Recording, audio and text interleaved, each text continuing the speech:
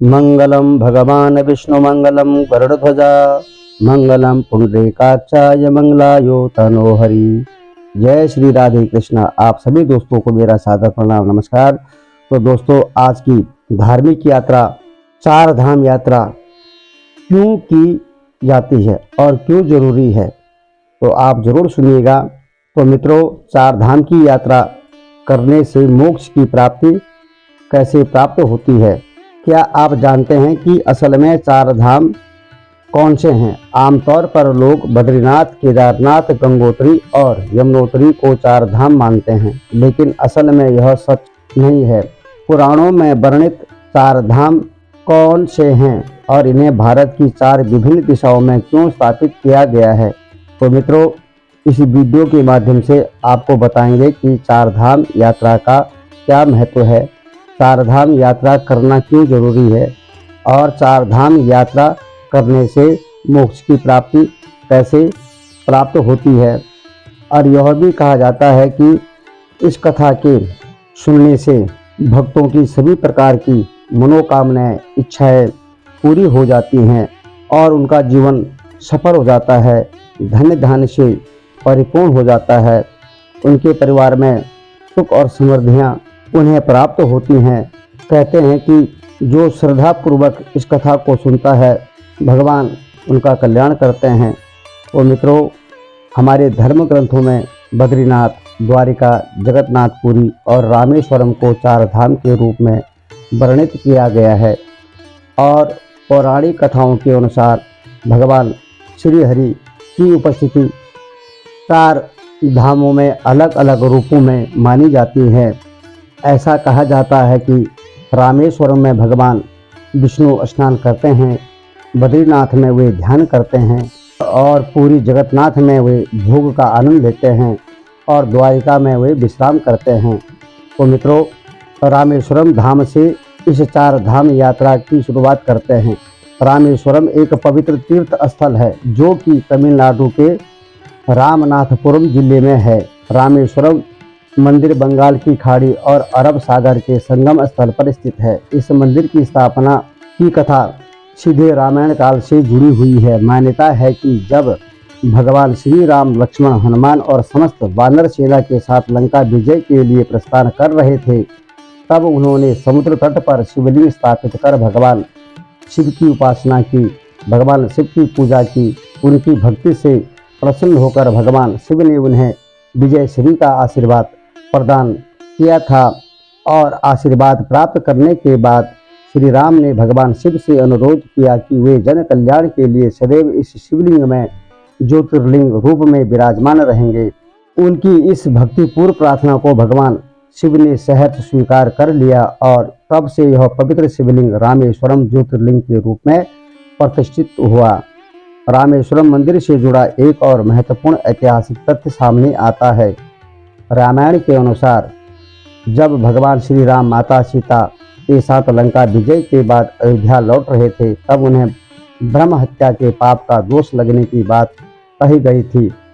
तो इस पाप से निवृत्ति के लिए संतों ने श्री राम को भगवान शिव की उपासना पूजा करने की सलाह दी, परंतु द्वीप पर कोई शिव मंदिर न होने के कारण भगवान राम ने पवन पुत्र हनुमान को शिवलिंग लाने के लिए भेजा और हनुमान जी प्रभु श्री राम की आज्ञा का पालन करते हुए तुरंत प्रस्थान कर गए, लेकिन वापस लौटने में उन्हें विलंब हो गया। इधर पूजा का शुभ मुहूर्त निकल रहा था और हनुमान जी के लौटने में देरी को देखते हुए माता सीता ने समुद्र के किनारे पड़ी रेत से ही एक शिवलिंग का निर्माण कर दिया।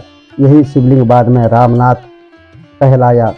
भगवान श्री राम ने इस शिवलिंग की श्रद्धा और भक्ति के साथ पूजा अर्चना की और बाद में हनुमान जी द्वारा लाए गए शिवलिंग को भी वहीं पर प्रतिष्ठित कर दिया गया। इसके अलावा रामेश्वरम मंदिर अपने अद्भुत स्थापत्य और भव्यता के लिए प्रसिद्ध है।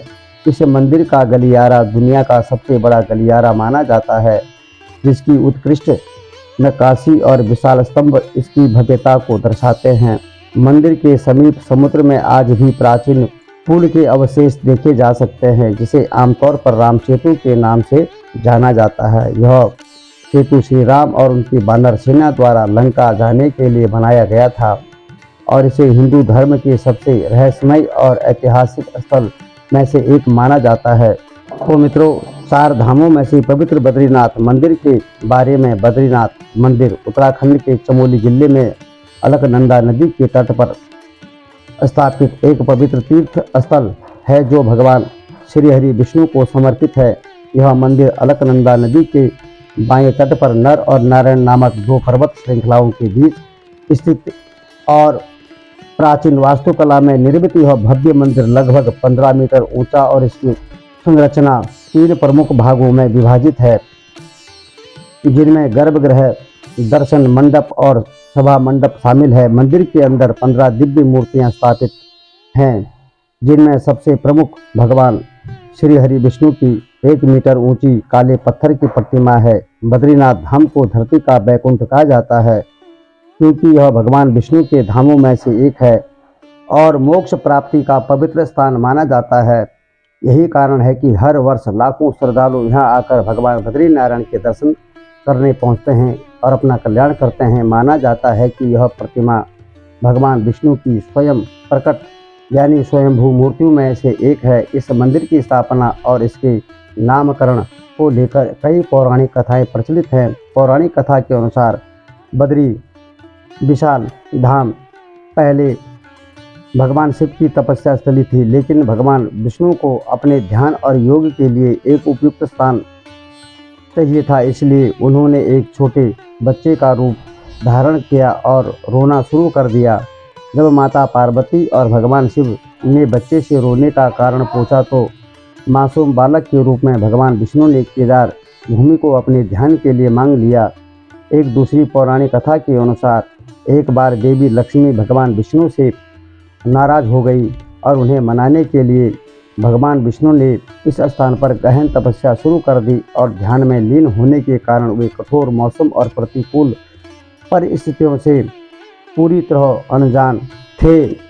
पत्नी धर्म निभाते हुए देवी लक्ष्मी ने बद्री के पेड़ का रूप धारण कर लिया और अपनी शाखाओं से भगवान विष्णु को ढक लिया। देवी लक्ष्मी के इस प्रेम और त्याग से प्रसन्न होकर इस स्थान को बद्रीनाथ नाम दिया गया। बद्रीनाथ धाम को लेकर एक मान्यता यह भी है कि जो भक्त यहाँ दर्शन कर लेता है वह जीवन और मृत्यु के चक्र से मुक्त हो जाता है। इसके अलावा बद्रीनाथ धाम में भगवान शिव को ब्रह्म हत्या के पाप से मुक्ति मिली थी। इसी कारण इस स्थान को ब्रह्म कपाल एक पवित्र ऊंची शिला है जहाँ पितरों के लिए श्राद्ध तर्पण दान पुण्य किया जाता है। मान्यता है कि इस स्थान पर श्राद्ध करने से पितरों को मोक्ष और शांति की प्राप्ति होती है।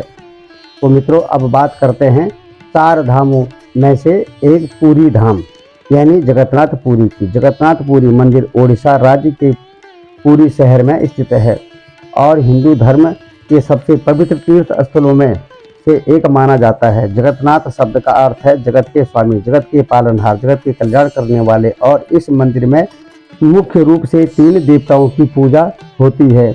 भगवान जगन्नाथ, उनके बड़े भाई बलभद्र और उनकी बहन सुभद्रा। पूरी मंदिर की सबसे प्रसिद्ध परंपरा यहाँ की रथ यात्रा है, जो हर वर्ष आषाढ़ शुक्ल पक्ष की द्वितीया यानी लगभग जून जुलाई के महीने में आयोजित की जाती है।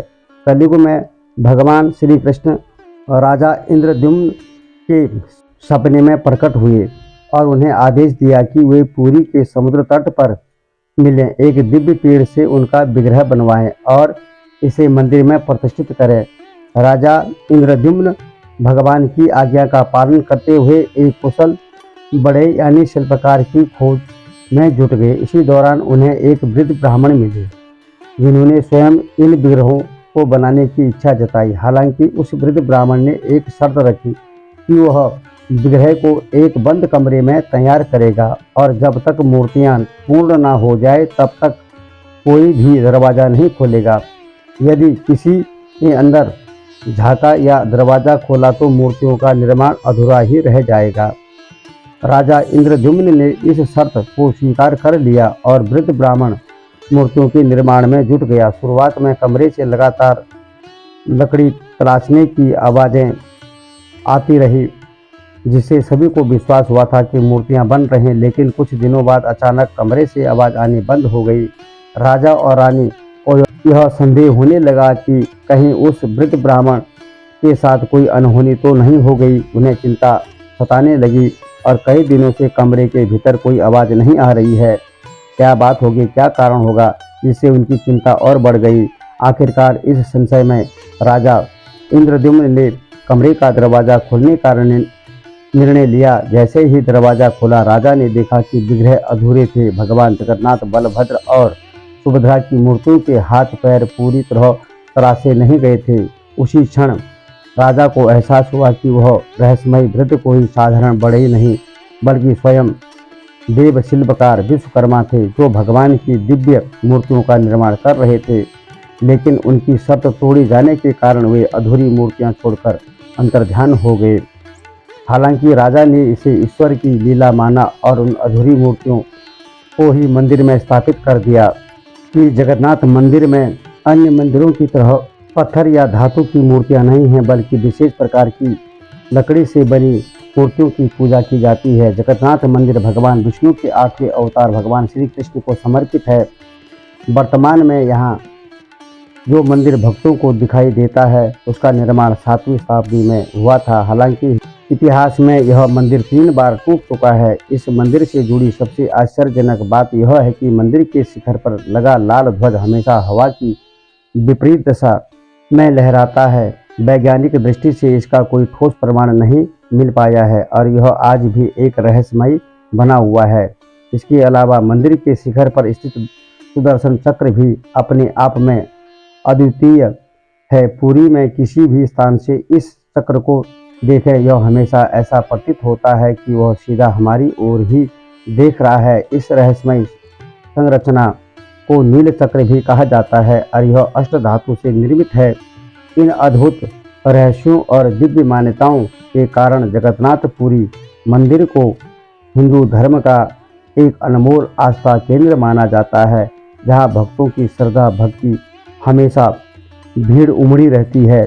लाखों की संख्या में लोग यहाँ पर आते हैं और भगवान का प्रेम उन्हें यहाँ पर खींच करके लिए आता है और उनकी सभी प्रकार की मन्नतों को पूरी करता है। तो मित्रों, अब बात करते हैं 4 धामों में से एक द्वारिकाधीश मंदिर की।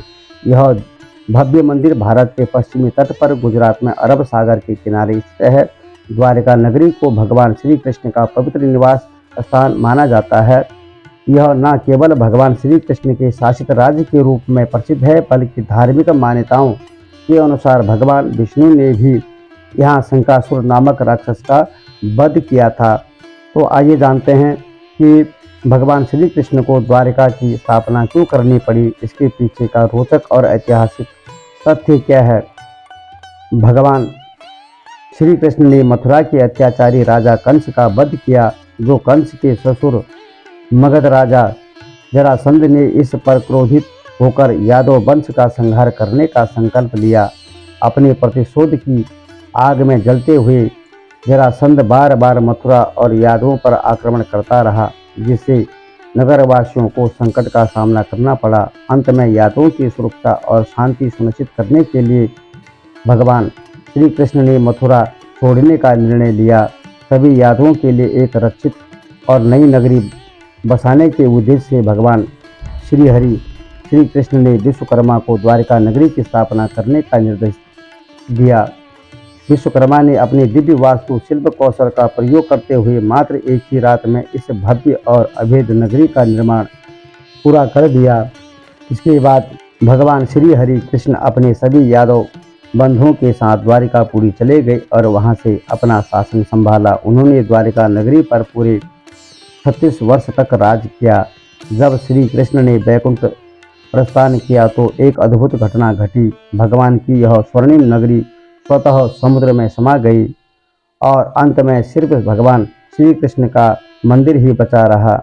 कहा जाता है कि आज भी द्वारिका नगरी के अवशेष समुद्र के भीतर मौजूद हैं और समय समय पर कई पुरातात्विक खोजों में इसके प्रमाण मिलने के दावे किए जाते हैं। हालांकि इस विषय पर अलग अलग मत है। कहते हैं कि जब द्वारिका नगरी समुद्र में समा गई, तब भगवान श्री कृष्ण के पर पोते वज्रनाभ ने मुख्य मंदिर का निर्माण कराया, जिसे आज का द्वारकाधीश मंदिर कहा जाता है। माना जाता है कि यह मंदिर लगभग 2500 वर्ष पुराना है। यह मंदिर 7 मंजिला और इसमें 2 मुख्य द्वार हैं, जिसे स्वर्ग द्वार और मोक्ष द्वार भी कहा जाता है। द्वारकाधीश मंदिर में लगभग 157 फीट ऊंचा और इसके शिखर की ऊंचाई 43 मीटर है। मंदिर के शिखर पर एक विशाल ध्वजा लगा हुआ है, जिस पर सूर्य और चंद्रमा के प्रतीक चिन्ह अंकित हैं। और ध्वज की सबसे अद्भुत विशेषता यह है कि यह इतना विशाल है कि इसे 10 किलोमीटर की दूरी से भी स्पष्ट रूप से देखा जा सकता है। इस पवित्र ध्वज को दिन में 3 बार बदला जाता है और यह परंपरा सदियों से चली आ रही है। हर बार ध्वज परिवर्तन के दौरान श्रद्धालु बड़ी संख्या में एकत्रित होते हैं और इसे देखने मात्र से स्वयं को धन्य मानते हैं। तो मित्रों, यह कथा आपके समझ में जरूर आ गई होगी कि 4 धाम यात्रा सिर्फ एक तीर्थ यात्रा नहीं, बल्कि आत्मशुद्धि, पाप मोचन और मोक्ष प्राप्ति का मार्ग है। और यह 4 धाम यात्रा हमारे जीवन को सफल करता है, हमारे मानव जीवन को सुख शांति समृद्धि की प्राप्ति कर देता है और मृत्यु और जन्म के बंधन से हमें मुक्त कर देता है। इस प्रकार आत्मिक शांति और धर्म की गहराई को समझने का भी हमें अवसर प्राप्त होता है और भगवान के दर्शन करने से हमारा जीवन धन्य धन हो जाता है। 7 पीढ़ी के ऋण से भी हम मुक्त हो जाते हैं और अपनी आने वाली नई पीढ़ी का भी कल्याण हो जाता है और सबके जीवन में सुख समृद्धि की प्राप्ति होती है। ऐसे घरों में कभी धन की कमी नहीं होती है। वहाँ ईश्वर की कृपा हमेशा उन घरों में सदैव बनी रहती है और उनके घरों में संस्कार हर परिवार, हर व्यक्ति के अंदर कूट कूट करके भरी रहती है। तो मित्रों, यह कथा आपको कैसे लगी ज़रूर बताइएगा। कमेंट बॉक्स में मेरे चैनल को लाइक, सब्सक्राइब, कमेंट ज़रूर करिएगा। आप सभी मित्रों का बहुत बहुत धन्यवाद। नमस्कार। ओम नमो भगवते वासुदेवाय। ओम नमो भगवते वासुदेवाय। ओम नमो भगवते वासुदेवाय। जय श्री कृष्ण।